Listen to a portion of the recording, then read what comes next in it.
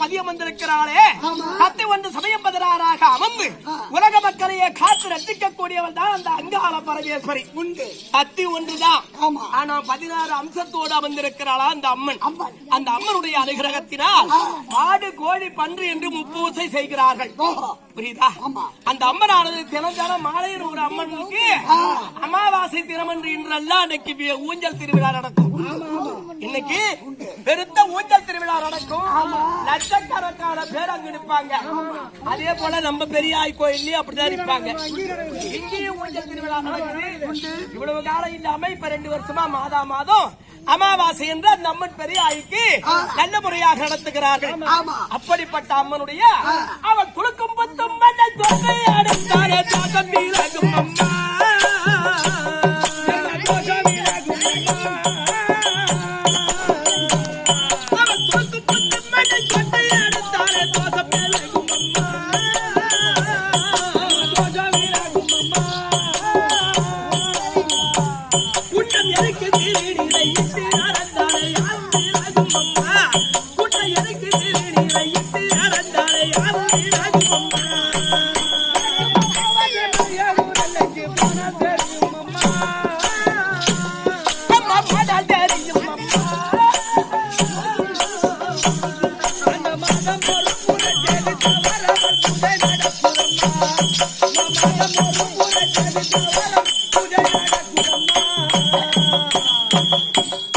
அம்மா சுடுகாட்டுல அமைஞ்ச அம்மா.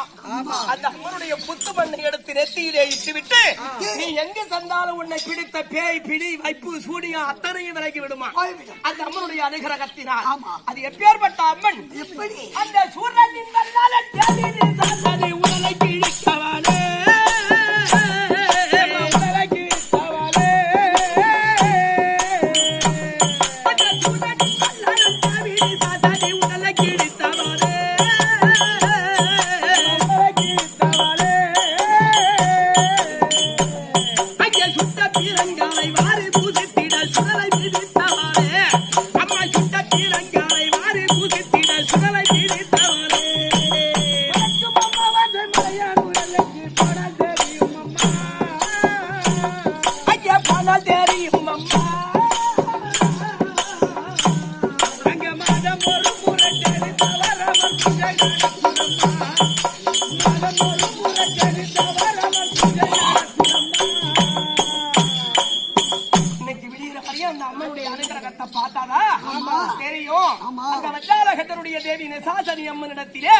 அந்த சிவபெருமானே பிள்ளையாக பிறக்க போகிறார். அவர் என்ன பண்றாங்க? அந்த அம்மனை எப்படி கிழித்து எறிகிறார், அந்த அம்மன் எப்படி வரப்போகிறார், இது என்ன இன்னைக்கு பார்க்க போறீங்க. புரியுதா? அப்படிப்பட்ட அம்மனுக்கு என்ன கையில் இருக்கு? சூலம். அன்னைக்கார மதில் சூலத்தை கண்டாலே விதைகள் பறந்தோடும்.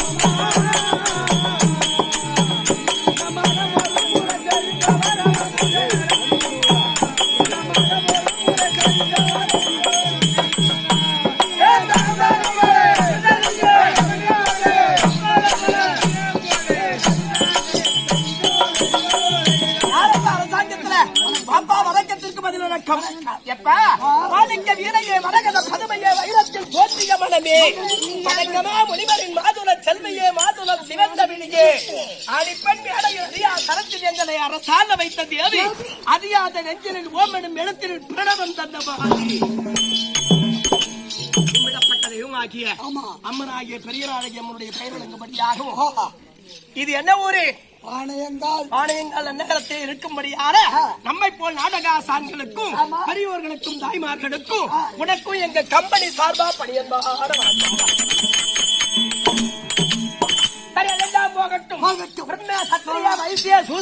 சொல்லும்படியான இந்த 4 வண்ணத்தார் வந்திருக்கக்கூடிய சபையில் வந்ததே நான் யார், எப்படி பிறந்தேன், என்னுடைய நாமதேயம் என்ன, யாராக விளக்கம்.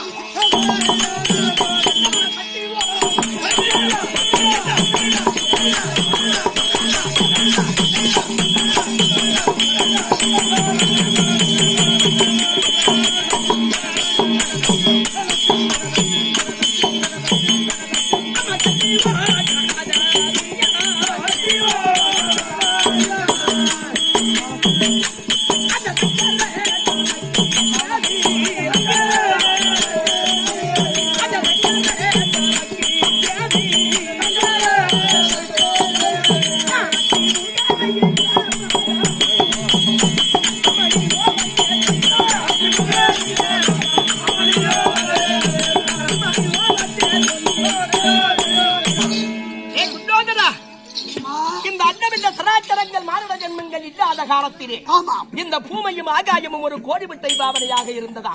படீர் என்று ஒரு நாள் வெடித்து மேல்பாகம் மேல் அண்டமாகவும் கீழ்பாகம் பரந்த பூமியாகவும் நடுவிலே அகோர ரூபத்துடனே விருத்த தலையுடனே 3 கண்ணுடனே திரி சூரத்துடனே ரீம் ரீம் என்ற சத்தத்துடனே மின்னல் கொடி வழியாக அப்படி சத்தியாக பிறந்து எங்கு பார்த்தாலும் மாரத ஜன்மங்களே கிடையாது. அப்படி என்று பல பிண்டங்களை எடுத்து சாம்பலாக்கி ஒரு லிங்காதாரம் செய்து அந்த லிங்கத்தின் மீது பிரம்பும் தீர்த்தமும் கொட்டி தட்டி பூஜை செய்தேன். முதலாக அதோ விநாயக பெருமான் அம்மா என்று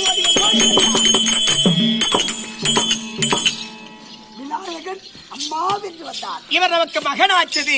அப்படி என்று அருகாமையில் அமர வைத்து விட்டு மீண்டும் பூஜை செய்தேன். இரண்டாவதாக என் அண்ணாவாகிய கோபாலக்கண்ணன் தங்காரன் இவர் நமக்கு அண்ணன் ஆச்சது. அப்படி என்று அருகாமையில் அமர வைத்து விட்டு அடடா இந்த உலகத்திலே நம்மை கட்டி ஆள்வதற்கு ஒரு ஆடவர் வேண்டுமே அப்படி என்கிற ஆசையோடு மீண்டும் பூஜை செய்தேன். மூன்றாவதாக பரமக்கடவுள் பெண்ணாய் பரமக்கடவுள் பிறந்தவுடனே அவரை பார்த்ததும் எனக்கு காமம் அதிகரித்து விட்டது. ஓடி கட்டி அடையலாம் என்று ஓடினேன். தங்கா பொறு எங்கள் அண்ணாவாகிய கோபாலக்கண்ணன் தெரிவிக்கிறார். தங்கா உன்னை பரமக்கடவுள் திருமணம் செய்ய வேண்டுமானா உனக்கு மூன்று கண் இருக்கிறது. உன்னுடைய நெற்றிக்கண்ணை எடுத்து பரமக்கடவுளுடைய நெற்றியிலே பொருத்தினார் அவரே உன்னை மறைக்கத்தக்கவனார் அப்படி என்று தெரிவித்தார். அவர் பேரில் இருந்த ஆசையினால் நெற்றிக்கண்ணை பிடித்து பரமக்கடவுள் நெற்றியிலே பொருத்தினேன். கண்ணை பிடுங்கிய இடத்திலே ரத்தம் சீறி எடுத்துக் கொண்டு வந்தது. அண்ணாவாகிய கோபாலக்கண்ணன் ஓடி வந்து வலது கை பெருளு விரலை வைத்து அடைத்தார். அதுதான் இன்று பெண்கள் அணியக்கூடிய பொட்டு. யார் வைக்கிறா பொட்டு? ஏண்டா யாரு குங்குமம் வைக்கிறது இல்ல, பொட்டு வைக்கிறது இல்ல. ஏன் வைக்கிறது? ஸ்டிக்கர் போட்டு. ஏய் உன் பாப்பா ஸ்டிக்கர் போட்டு வச்சு அது ஏன்டா சொல்றீங்க? அத அர்த்தத்தை பொம்மைட்டு தான் அநேகம் பேர் வைக்கிறாங்க. வெள்ளை போட கட்டா வெள்ளை போட்டு, சிவப்பு போட கட்டா சிவப்பு போட்டு. அட அறிவு கட்ட கழுத.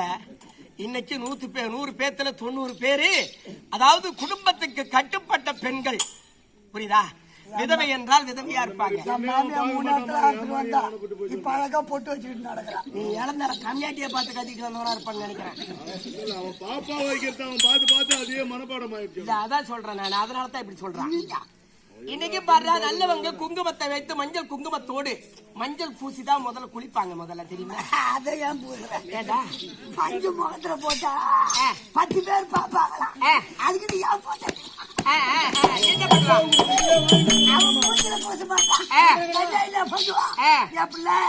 மகாலட்சுமி பாரு இருக்குண்டி பாக்குறவன் உன்னை பாத்துட்டு போனா நீ பரவாயில்ல கெட்டிக்கார போட்டாச்சு மூஞ்ச பார்த்தா நல்லா இருக்கு அப்படின்னு சொல்லுவாங்கடி. மூஞ்சில போடுற மஞ்சள் என்ன அவன் தேய்ச்சி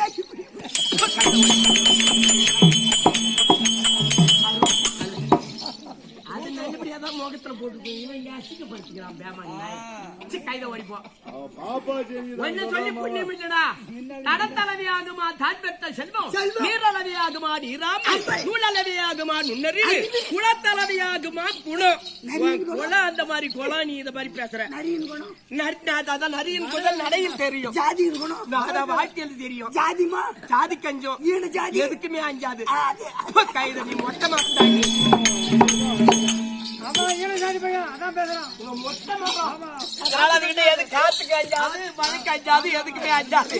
நல்ல இலையோட காத்தோட இருந்தா எந்த காத்து அடிச்சாலும் ஒடிச்சுக்கிட்டு விழுவான். நீ மொட்டை மரமா இருக்கிற எந்த காத்துக்கு அசையாத. இப்ப கைத வரைக்கும் அறிவு கட்ட அதான்டா. அதுவே சிறந்தமாக அமைந்து விட்டது. பார்த்தார் அண்ணாவாகிய கோபாலக்கண்ணன் பரமக்கடவுளை பார்த்து கஞ்சாடை செய்கிறார். நான் அகோர உருவத்தோடு இருந்தேன். உடனே பரமக்கடவுளர் எட்டிய கண்ணை திறந்து என்னை எரித்து சாம்பலாக்கி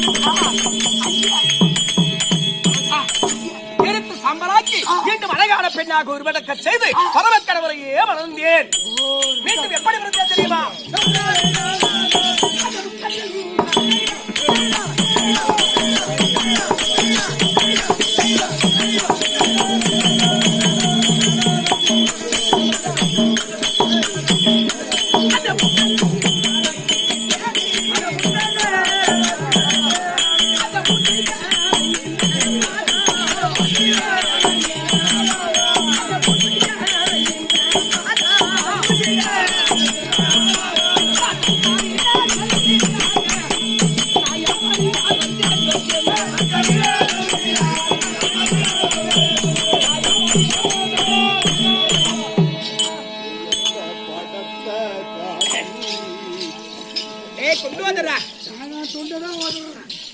மீண்டும் திருப்பறிவு நகரத்தை தவத்தோடு பரிமாணம் செய்து வரக்கூடிய தற்கனுக்கும் தலனுக்கும் நான் தாத்தாயிடியாக பிறந்தேன். எப்படி தாத்தாயிடியாக பிறந்து அறுவை தருவை மங்கை மடந்து என்று சொல்லக்கூடிய பருவங்களிலே நான் மங்கை பருவம் அடைந்திருந்தேன். மங்க பருவம் அதான்டா வயசுக்கு வர்றதுடா பையா. யாரை கேட்டு வர கைத ஓடிப்போ ஒரு பெண்ணிற்கு பூக்கும் தன்மை உண்டு 16 வயது ஆனா மலரும் தன்மை இருப்பதால் வயசுக்கு வந்துருவாங்க அது பெண்களுக்கு மலரும் தன்மை சொல்லுவாங்க ஆம்பளை வேற பெண்கள் வேறடா அதனால நான் மங்கை பருவம் அடைந்த உடனே பரமக்கடவுள் என்னை திருட்டுத்தனமாக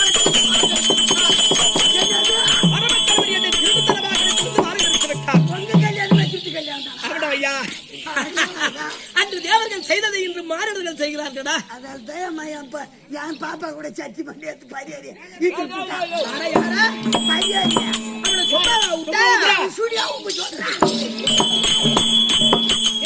கைதா ஒரு பெரிய மனுஷனாச்சே 4 பேர் பெரியவங்க இருப்பாங்க அவங்கள்ட்ட சொல்லி ஒரு அவதாரம் போடலாம் 2 லட்சம் 3 லட்சம் குத்த வாங்கலாம் நீ வந்துரு கெட்டிக்கார தங்கச்சி பரிகாரி எடுத்துட்டு போனாங்க ஊர்ல தெரியல காட்டுல கிடந்தோம் மோட்ல கிடந்தோம் எல்லாம் ஒன்னா வந்து நான் குடுக்குற பாக்கு பத்தி வாங்கிட்டு அவனுக்கு அவதாரம் போட்டு இவங்க எல்லாம் எடுத்துக்கிட்டு சாராய கடைக்கும் பனிக்கறி கடைக்கும் போவான் அவன் எடுத்துட்டு போன காசு கொடுக்காம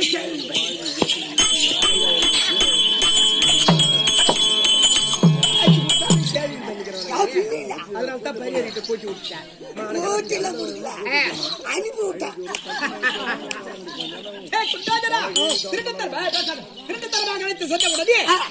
கோபம் அதிகரித்து விட்டது நம்மை அறியாமல் பரமக்கடவுள் திருத்தனமாக நம்மளை அழைத்து சென்று விட்டாரே அப்படி என்று கோபதாபத்தோடு இருந்தார் காரியம் நடந்தது நடந்து போச்சு இனி ஆக வேண்டியதை பார்ப்போம் 4 பேர் என்ன சொல்லுவாங்க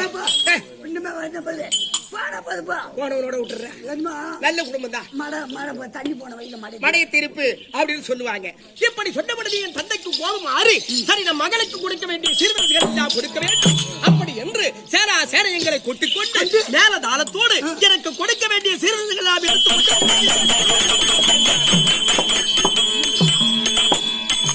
கைலாயத்துக்கு வந்து நின்ற உடனே பரமக்கடவுள் அமர்ந்திருக்கிறார் மருமகனே என் மகளை ஏத்துக்கின்னு இருந்தா ஏத்துக்கிட்டு இருப்பாரு அவரு கேட்டுங்க அம்மா மருமகன் சம்பாதிக்கணும்னு கேட்டுங்க என்ன